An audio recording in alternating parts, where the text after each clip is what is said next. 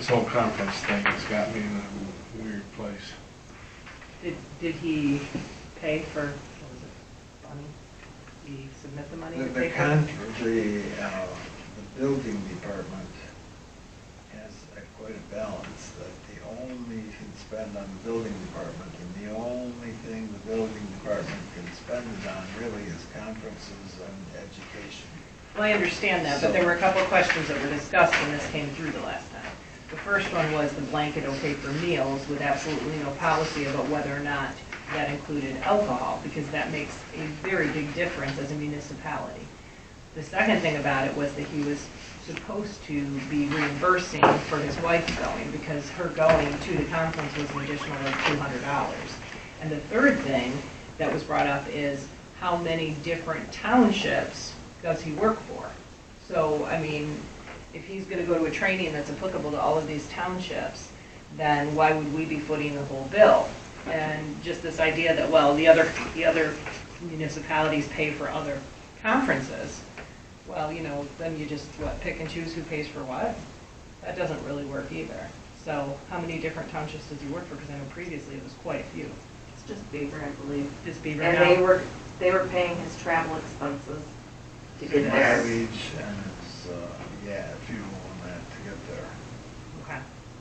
So paying a couple $100s for his wife on an account that we have over 100,000 in. And the only way we can spend it is to give each building person a bonus. And we're still dragging in 20% of every building permit. Well, I think It'd there's be- some other things to look at there, but you can't exactly say there's a bunch of money in there, so we're going to pay for it, and then have somebody else want to go to a conference and say, well, you have to pay for your spouse because it doesn't come out of the same account, but for you, we're going to pay for your spouse. I mean, it needs to be consistent. I think paying for his spouse was trivial on somebody who's been our our electrical inspector for forever. I don't even know the person who was before him. And if he only works for Beaver, like I say, he did say that they paid his mileage and his expenses to get there and back, which I think he said was a little over $200, $250. So I don't see any problem paying for his wife, and Dick's wife don't go anywhere, and Tom gets paid by the other townships apparently, because he said the other townships pay for him to go, so he doesn't ask us for any money. He's the plumbing inspector. I just know my experience working for companies, ministries, and everything else. It becomes an ethical thing that when I've had families say, no, we'll cover your wife. And it's like, no, you won't. You won't cover my wife because my wife is not directly covered. We've done it, but it's easier then to say, it's real easy. Next time you go on a conference, we're going to give you a $500 stipend. It's done. And then we don't have to worry about an issue of wife or no wife, and we don't have to worry about ethical versus unethical.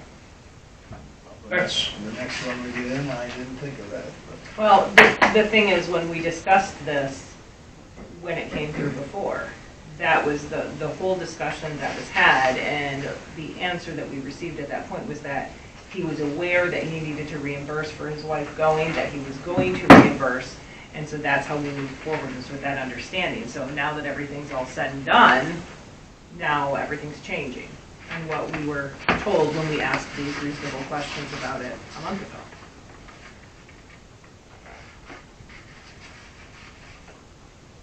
At this point, it is what it is, but at the next point, you know, if Kelly goes with me to Frankenmuth when I go to an MTA thing, so that means we're going to pay for Kelly? No. Well, That's, you know, so she's there to make sure I have good notes, but you know what? Doesn't mean we pay for Kelly. And that's kind of setting a precedent, where it appears as though you're choosing favorites and you don't have to pay, but you have to pay. So there needs to be clear consistency in how this is addressed. And I get, we've got a lot of money in there. Because we've got so much money in that building account, we could add a room on for the building department. We really could. I don't think it can be spent for that, though. If it was their department, I think it can be. Well, It has to be 100% their department.